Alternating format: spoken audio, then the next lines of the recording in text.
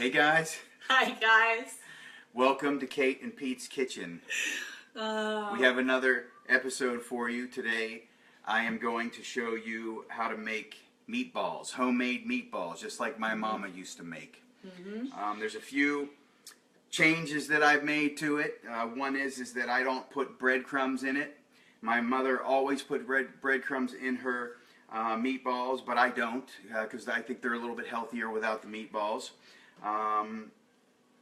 And two, I add sausage, right? So I found hot Italian sausage at this Italian deli in Greensboro called Giacomo's, and they make it fresh every day. It was great. There was meat everywhere and cheese. It was awesome. So I bought some hot sausage to make my meatballs today. So I'm going to show you how I do that. You forgot the one exciting thing. The new. Oh, yes. So instead of pasta, I used my new spiralizer and made zucchini zoodles. Hi, Charlie. Hi, Joy. So this is our first time making these. I'm going to do another video later on how to make zucchini noodles because it was really fun and really easy, and I love my new kitchen gadget. So we're going to do homemade meatballs in sauce with zucchini noodles. Yep. Yummy. Yummy. Yeah. So what we'll do is that with those zucchini noodles is I'll just saute them in some olive oil, and then the sauce that we use, that we cook the meatballs in, will be great because the meatballs will be in there and it'll make the sauce taste great. So, but you can bake your meatballs if you want. You can take them, you can put them in a pan and bake them, but I like to cook them in the sauce because I think they just taste better. Okay? So, this is how we do it. 3 cloves of garlic. Here, let me adjust this for you. Okay. There you okay, go. Okay. Now we got the yes. Now they can see you. I have 3 cloves of garlic. I'm going to put in to my meat, my sausage and ground beef mixture. Love it. I have basil and parsley that I cleaned and chopped up. I'm putting that into my mixture. I have Parmesan Reggiano cheese. Putting that into my mixture. Yummy. I'm cracking an egg into that also. And I am going to put a little bit of salt and a drop of pepper. Yummy. Okay, I'm going to mix all of this up with my hands. Charlie, thank you for sharing our video. And you mix it real nice. Yummy. So it was interesting. I was researching different meatball recipes, and I follow 21 Day Fix. And I found a recipe very similar. We mainly use the recipe for 21 Day Fix for this, but she used leaner sausage and ground chicken. I find ground chicken really hard to find. If someone knows where to find it, tell me, because Pete went to Whole Foods and Trader Joe's today, and they were sold out of it both places. So instead, we just substituted ground beef and the sausage we had from the Italian market. So obviously, it would be leaner if you had a ground chicken or a ground turkey and a leaner chicken sausage.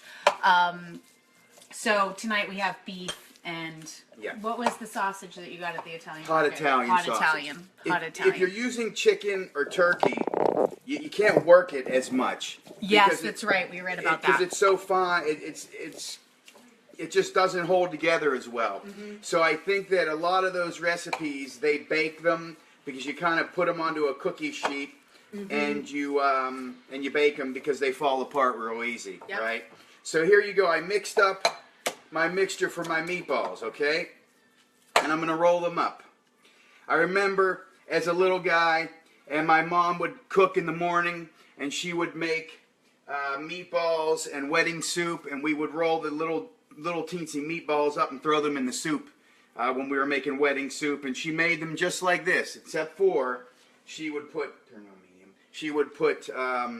breadcrumbs in it, and I think they really, kind of did that as a filler. Some people say it holds them together better, but mine hold together just fine without the breadcrumbs. Absolutely. So So you roll them up real nice, and you brown them. And once you brown them, I'm going to take them and I'm going to put them in this pot of sauce. Yep. Because the last week when I made the brajol, because you use such a inexpensive cut of meat, you have to cook them for a really long time to make it basically melt in your mouth. But you don't have to do that with these meatballs. You just have to cook them for, I don't know, about 20, 30 minutes in the sauce, and they will be delicious. So you roll up your meatballs, you brown them in the pan with a little bit of olive oil. When I'm done browning them, I'm going to put them in the sauce. Then when they're done, I'm going to take the meatballs out, and this sauce we're going to use on top of those noodles after we saute them in olive oil, a little bit of garlic, a little bit of salt and pepper.